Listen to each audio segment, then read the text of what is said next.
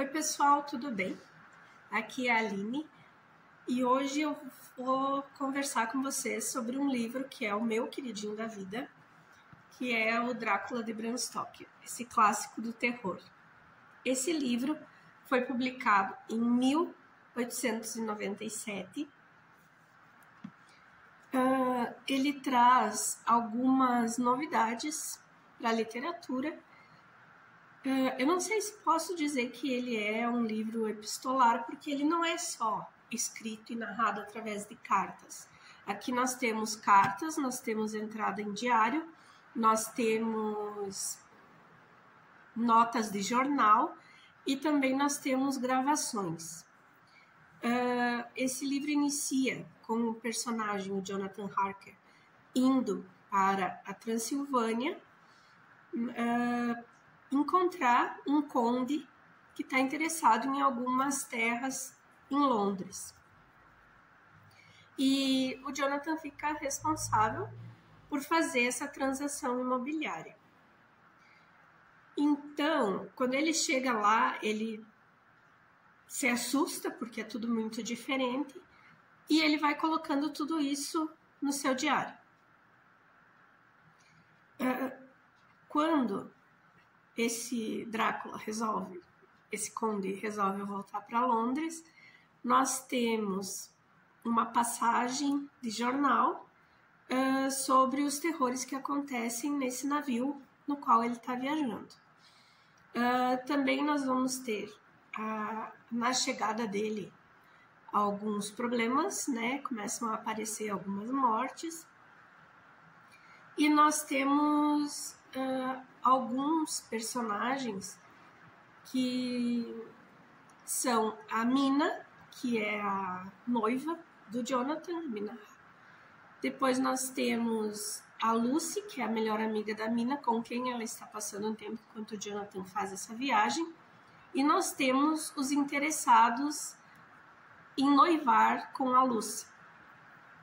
Todos esses personagens vão se entrelaçar nessa história para tentar descobrir o que é que está acontecendo.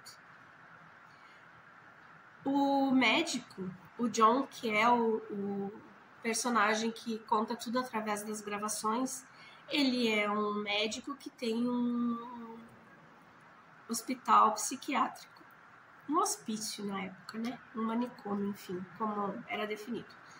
E ele tem um paciente que é apaixonado por comer insetos.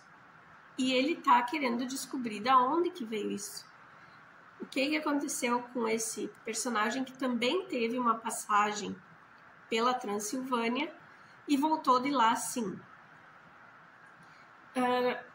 O que nós vamos ter aqui é um mestre do John, desse médico, que vai ser chamado quando eles não têm mais noção de como salvar a personagem Lucy, que é o Van Helsing, que é um personagem maravilhoso, diga-se de passagem, assim, eu adoro.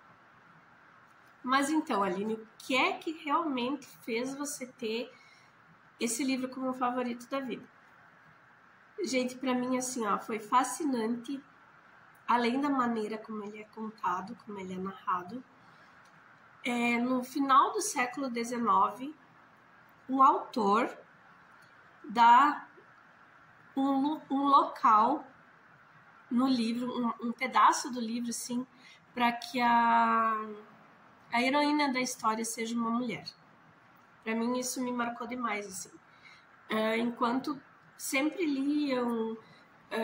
escreviam, coisas assim, que a mocinha tinha que ser salva, ela também tem que ser, mas enfim, é ela quem descobre, é ela quem consegue entender atrás de quem que eles estão, assim, ela que junta toda essa escrita, toda essa correspondência e ela acha o monstro, enfim. Isso me marcou muito porque eu li isso aqui, eu era muito nova, quando eu li a primeira vez essa obra, eu era muito nova.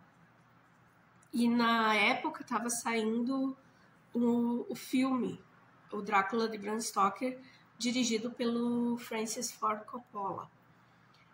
Foi um filme também que para mim foi maravilhoso, assim, impacto na minha vida mesmo.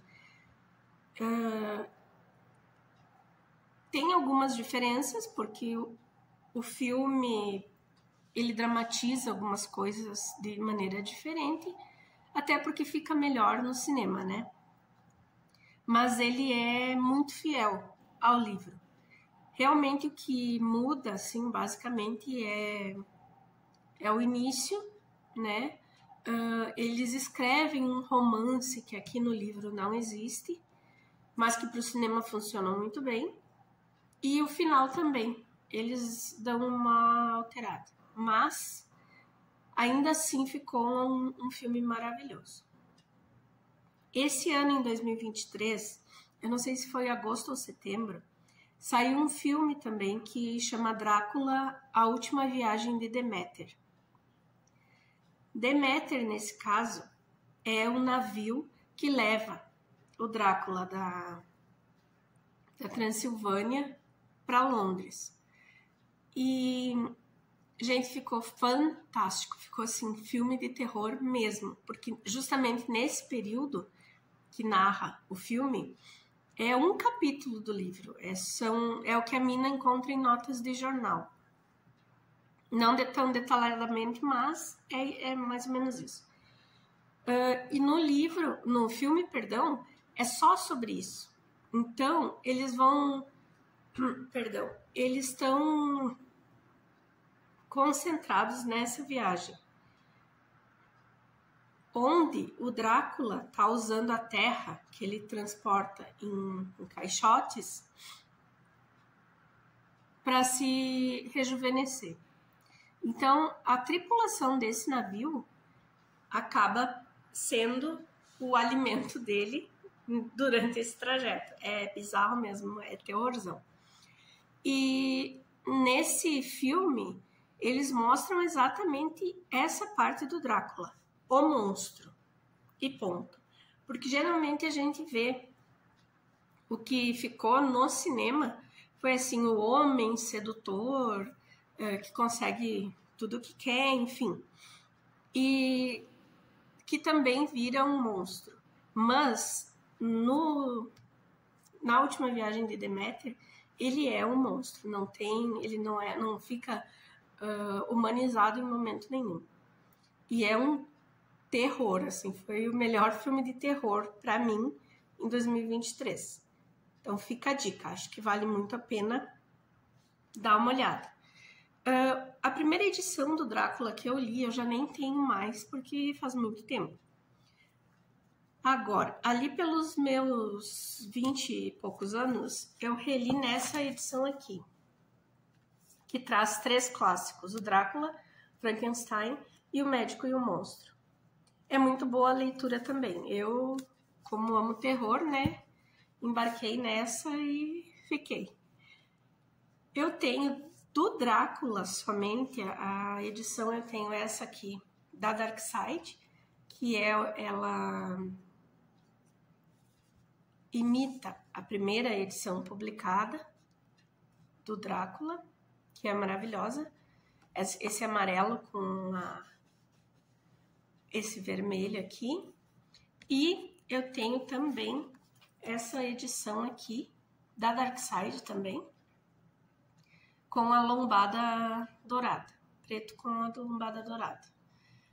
Eu li nessa edição, agora foi em 2021, foi nessa edição aqui que eu li.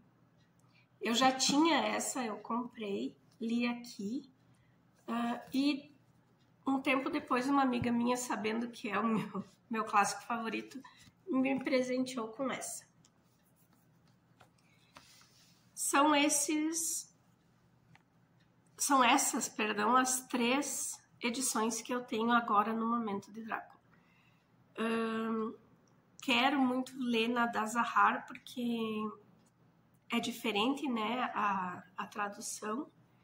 E é um livro que eu vou ler o resto da vida, sim. De vez em quando eu pego ele, tô com vontade e dou uma lida.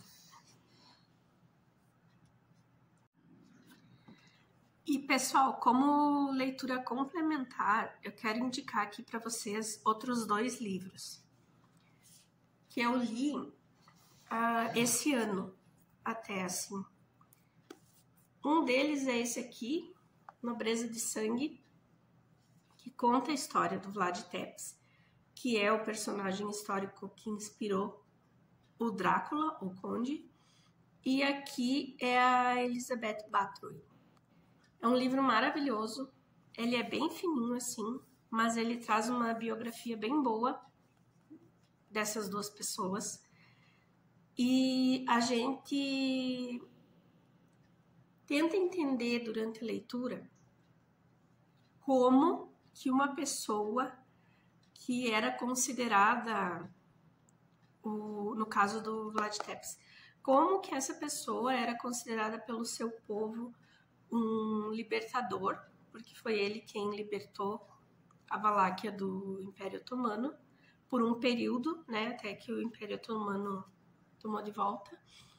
E como que a pessoa pode ser idolatrada pelo seu povo e também cometer atrocidades com o próprio povo. Assim, é tenso, mas vale muito a leitura. E o outro livro que eu li é esse aqui, A História dos Vampiros, a Autópsia de um Mito.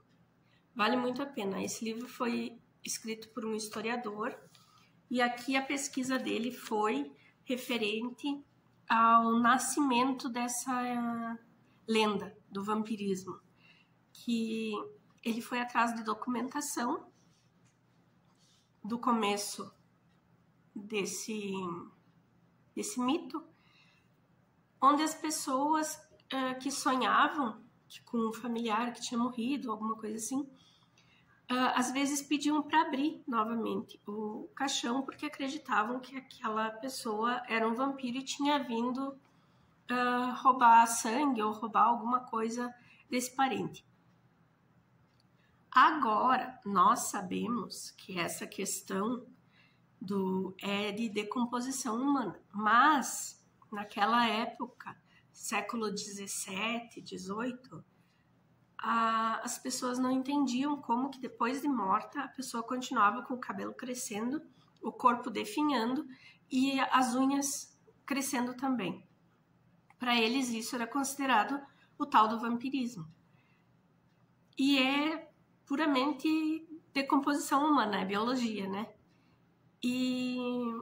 Mas vale muito a pena aqui porque é um estudo muito bem feito, traz histórias de toda a Europa no sentido desse mito e eu achei muito interessante. Eu acho que para quem curte assim o terrorzinho ali, o vampiro, enfim, e quer ter uma leitura bem séria a respeito, indico muito esse aqui.